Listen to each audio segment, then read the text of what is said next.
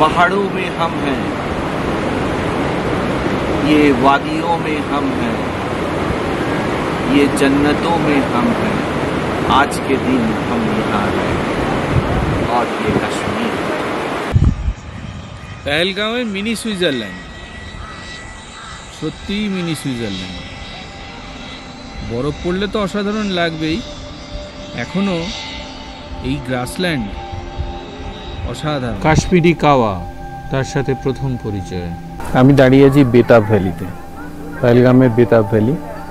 এখান থেকেই অমরনাথ যাত্রা স্টার্ট হয়। অনেকে আমাকে জিজ্ঞাসা করেন কাশ্মীর কি একা আসা যায়? আমি বলি হ্যাঁ আসা যায়, নিশ্চয়ই আসা যায়। এই তো আমি এসেছি, আমরা দুজনে এসেছি কাশ্মীর। তো না আসার কি আছে, কবে আসবো দেখাবো।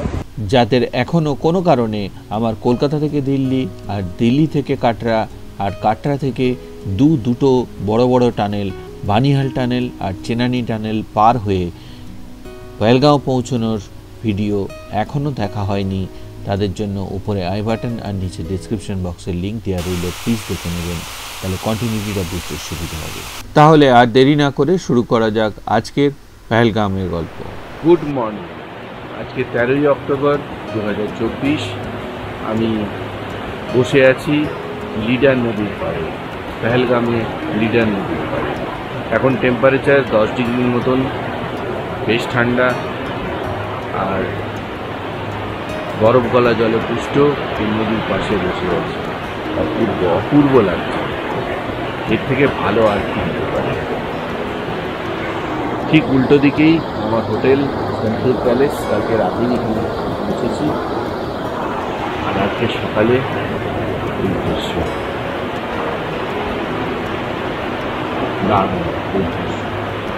আজকের ভিডিও শুরু করার জন্য আইডিয়াল প্লেস বোধহয় এর চেয়ে ভালো আর কি।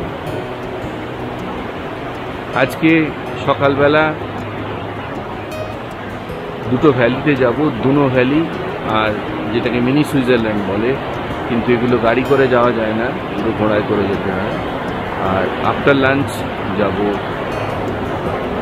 গাড়ি করে চন্দনবাড়ি, আরু ভ্যালি, বেতাব ভ্যালি। এই আজকে সন্ধেবেলা একটু মার্কেটে ঘুরবো আর তারপর ফিরে আসবো। এই হলো আমাদের পেছনে আমাদের হোটেল সন্তুর প্যালেস আর উল্টো দিকে জাবরিনা গেস্ট। লিডার নদীর ধারে এইখানে এই সন্তুর প্যালেসের কাছে অনেকগুলো হোটেল আছে। Leader palace, santoor palace, জাবরিনা guest house. এই হোটেলগুলো সবই মোটামুটি ভালো, কিন্তু প্রবলেম সেটা হচ্ছে এই হোটেলগুলোর রুমের কোয়ালিটি বিশাল হাই স্ট্যান্ডার্ড নয়, একদম ভেরি বেসিক্স। যারা একটু ডোমেস্টিক কমফর্ট চান তারা কিন্তু এই হোটেলগুলোকে সিলেক্ট করবেন কি না একটু ভাববেন। যদি ভিউকে ফার্স্ট প্রেফারেন্স দেন তাহলে এই হোটেলগুলো অবশ্যই সিলেক্ট করা যায়। ভিউ এখানে অসাধারণ। তার উপরে আরেকটা বড় অসুবিধা হচ্ছে এখানে রেস্টুরেন্ট নেই। বাইরে থেকে কোনো রকমের খাবার আনিয়ে দেয়, সেই খাবারের কোয়ালিটিও বিরাট কিছু ভালো নয়।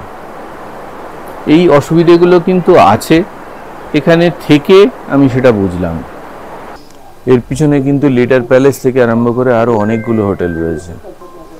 এই গলিটার মধ্যে অনেক হোটেল আছে, কিছু ফেসিলিটির অভাব আছে, সেটা আগেই বলেছি। এখানে রয়েছে শালিমার প্যালেস, এখানে রয়েছে বিচ রিসর্ট, তারপরে লিডার প্যালেস। ওই দিক থেকে রাস্তা ঘুরে গিয়ে মেন রোডে বেরিয়ে গেছে। এখানে কতগুলো হোটেল আছে, সেই হোটেলগুলো থেকে লিডারের ভিউটা একটু কম। যেমন এখানে এই হোটেলটা রয়েছে, ফ্রন্টেজটা কিন্তু সামনে। আর জাবরিনার 3টে হোটেল আছে, এটা কিন্তু পরপর আছে। এদিক দিয়েও আবার বেরিয়ে মেন রোডে যাওয়া যায়, জাস্ট ওপাশটাতেই মেন রোড। এটা হচ্ছে সন্তুর প্যালেসের আর একটা রুম, 103 নম্বর। এটাও ছোট্ট কোজি রুম।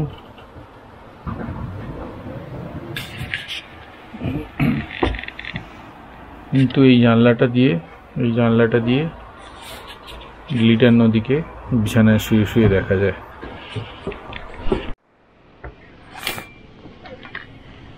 এই হচ্ছে ভিউ রুমের জানলা থেকে লিডার নদীর ভিউ।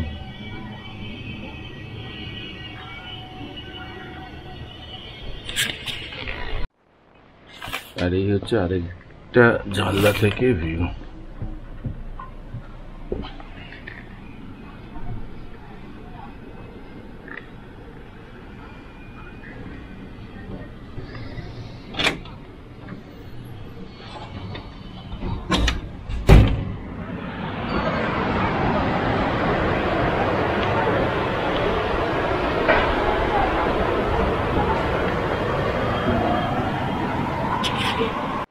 এইটা হলো একটা রুম সন্তুর প্যালেসের, এটা ব্যাক সাইড রুম। এটা আমার একার জন্য, ছোট্ট রুম, কিন্তু আমার একার জন্য ঠিক আছে, কারণ ভাড়াটাও তো দেখতে হবে। মাত্র ১,৫০০ টাকা নিয়েছে পার ডে। এটা হচ্ছে ওয়াশরুম, একদম প্লেন এন্ড সিম্পল, পরিষ্কার পরিচ্ছন্ন, ঠিকঠাক। পেহেলগামে আমাদের হোটেল সন্তুর প্যালেসে খাওয়া দাওয়ার ব্যবস্থা প্রায় নেই বললেই চলে, তাই জাস্ট বেরিয়ে মেন রোডে এসেছি গোপাল ধাবাতে। এই গোপাল ধাবাতে নিয়েছি আলুর পরোটা, পনির পরোটা আর আচার।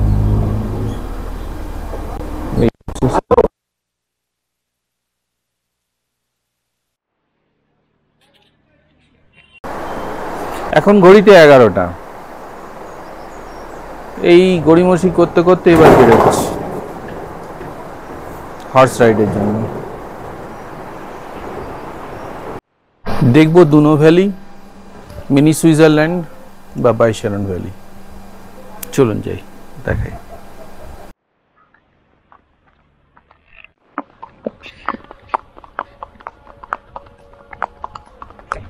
আমার ঘোড়াটার নাম মাস্তানা আর আমার ছেলের ঘোড়াটার নাম বাদল।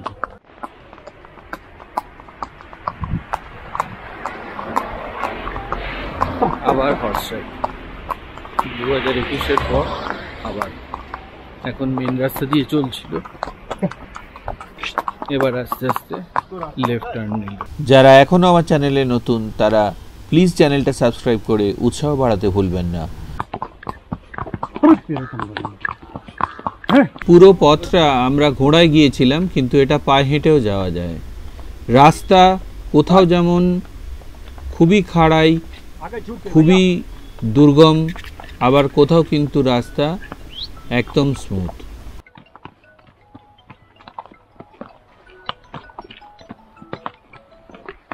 সামনে দেখা যাচ্ছে কয়েকটা ঘর নিয়ে একটা ছোট্ট গ্রাম। এটাই পুরনো পেহেলগাম বা পেহেলগাঁও। পেহেলগাঁও এখান থেকেই আস্তে আস্তে বড় হতে শুরু করে। তার অসাধারণ চারদিকের দৃশ্যপট, লিডার নদীর সৌন্দর্য এই নিয়ে পর্যটক আকর্ষণের কেন্দ্রবিন্দু হয়ে দাঁড়ায়। এই হলো কাশ্মীর ভ্যালি। সামনে যে পাহাড় দেখা যাচ্ছে তার পিছনে শঙ্করাচার্যের মন্দির, শ্রীনগরের হাইয়েস্ট পয়েন্ট।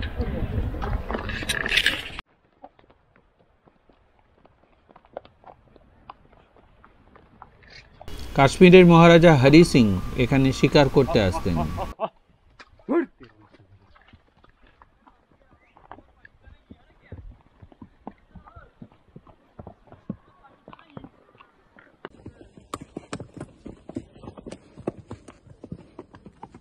মাঝে দেখা যাচ্ছে ছোট ছোট নালা বা ছোট্ট ছোট্ট ঝোড়া।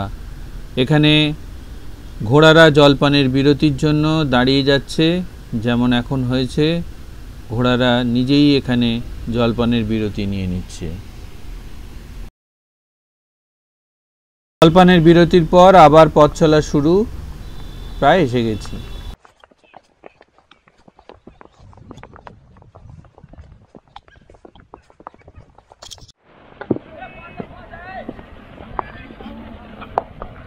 এসে গেছি টপমোস্ট পয়েন্টে। ঢোকার প্রবেশ মূল্য বড়দের জন্য 30 টাকা আর বাচ্চাদের জন্য 15 টাকা। এটা এন্ট্রি গেট, এখানে টিকিট দেখিয়ে ঢুকতে হবে।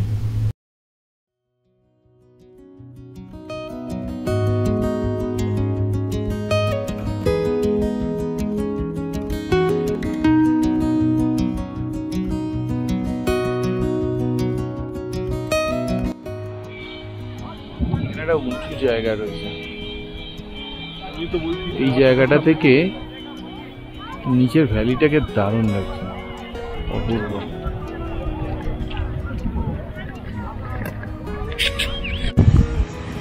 পেহেলগাঁওয়ের মিনি সুইজারল্যান্ড, সত্যিই মিনি সুইজারল্যান্ড। বরফ পড়লে তো অসাধারণ লাগবেই, এখনো এই গ্রাসল্যান্ড অসাধারণ। এটার আরেকটা নাম বৈশরণ ভ্যালি। এখানে টাইম দিয়েছে মাত্র 20 মিনিট। আমার তো ইচ্ছে করছে ঘন্টার পর ঘন্টা এখানে বসে থাকি। টেম্পারেচার 17 ডিগ্রির কাছাকাছি, হালকা হালকা ঠান্ডা হাওয়া দিচ্ছে, অসাধারণ এনভায়রনমেন্ট, অসাধারণ ওয়েদার, দারুণ দারুণ দুর্দান্ত। পেহেলগাম এলে এই জায়গাটা মিস করবেন না। বৈশরণ ভ্যালি ঘোড়ায় করে আসতে হবে, কিন্তু একটু কষ্টকর, কিন্তু এন্ডিংটা খুব দারুণ। এখানে অ্যাডভেঞ্চার স্পোর্টের মধ্যে জিপ লাইন অ্যাভেলেবেল। প্রাইসটা ভ্যারি করে 200 থেকে 500 টাকার মধ্যে। আমার ছেলে পার্টিসিপেট করেছিল জিপ লাইনে। এবার হোটেলে ফেরার পালা। হোটেল অবধি ঘোড়া পৌঁছে দেয়। আমাদের হর্স রাইড ট্রিপ এন্ড হতে চলেছে। যে জমানায় রাজারা ছিল সে সময় আমরা ছিলাম, সে সময় না ছিল সাইকেল, না ছিল বাইক, না ছিল গাড়ি। ঘোড়া তখন প্রিমিয়াম যান, আর এখন আমরা ঘোড়ায় চড়েছি সেই ফিলিংসটা নেওয়ার জন্য। যদিও ঘোড়া এখন প্রিমিয়াম যানবাহন, বেশ রাজা রাজা ফিলিংস আসছে। হোটেলে গিয়ে আমরা কাল বিলম্ব না করে একটা গাড়ি ধরে বেরিয়ে পড়লাম গাড়ির সাইট সিনগুলোর জন্য। 3টে স্পট দেখাবে, আরু ভ্যালি, বেতাব ভ্যালি, চন্দনবাড়ি। 3টে রেট ফিক্স, ছোট গাড়িতে 2500 টাকা। আরু ভ্যালি যাওয়ার পথে রাস্তার নিচে দিয়ে বয়ে চলেছে খরস্রোতা লিডার নদী, আর তার ওপারে পাইন, বার্চ, ম্যাপল, সিডার অসম্ভব সুন্দর একটা দৃশ্যপট তৈরি করেছে, একদম পটে আঁকা ছবির মতো।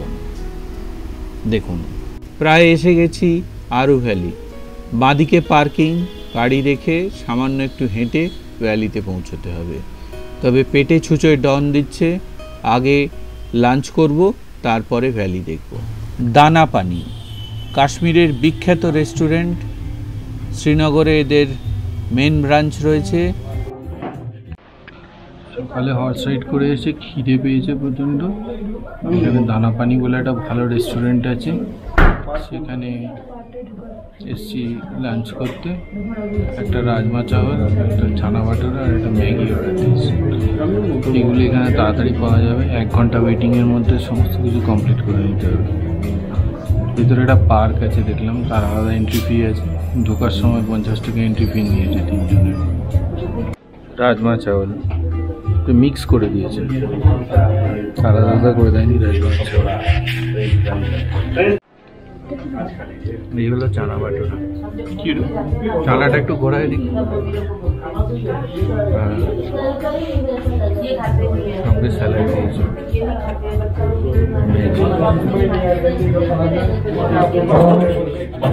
বাটোরা সাইজগুলো বিশাল বড়। কাশ্মীরি ভাষায় আদাব নামেও পরিচিত আরু ভ্যালি। পেহেলগাঁও থেকে 12 কিলোমিটার আর অনন্তনাগ শহর থেকে 53 কিলোমিটার দূরে লিডার নদীর উজানে 11 কিলোমিটার দূরে অবস্থিত এই আরু ভ্যালি। মনোরম তৃণভূমি, হ্রদ, পাহাড়ের জন্য বিখ্যাত। হলো আরু ভ্যালির দৃশ্য। ভেতরে একটা পার্ক রয়েছে, ওখানে ওই যে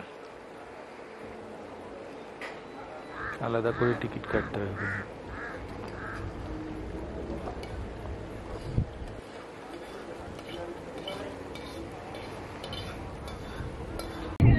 জম্মু কাশ্মীর ট্যুরিজমের টুরিস্ট বাংলো আরু ভ্যালি। এই যে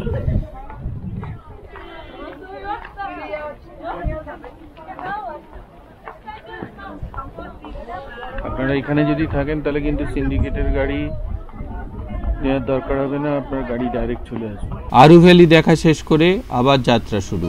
এবার গন্তব্য আরেকটা ভ্যালি, বেতাব ভ্যালি।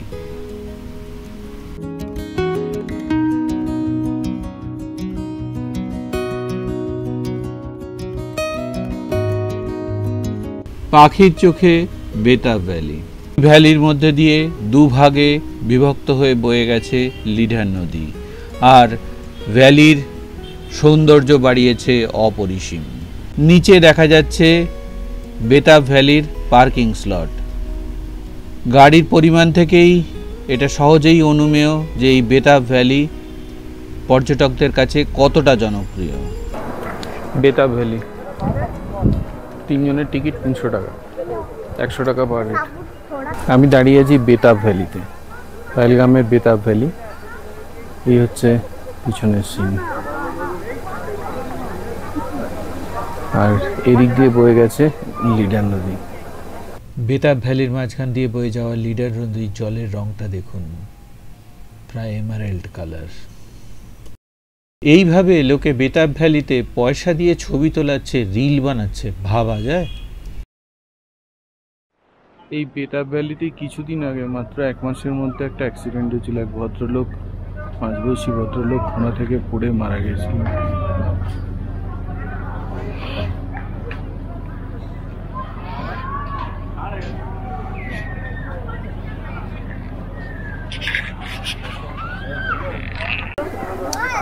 আজ থেকে প্রায় 40 বছর আগে বলিউডের বেতাব সিনেমার শুটিং হয়েছিল এই ভ্যালিতে।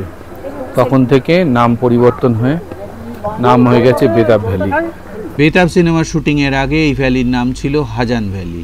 বেতাব সিনেমার শুটিংয়ের পর পর্যটকদের কাছে এই অপূর্ব সুন্দর ভ্যালি, যা পীর পঞ্জাল হিমালয়ের অংশ, তা আরও বেশি করে জনপ্রিয় হয়।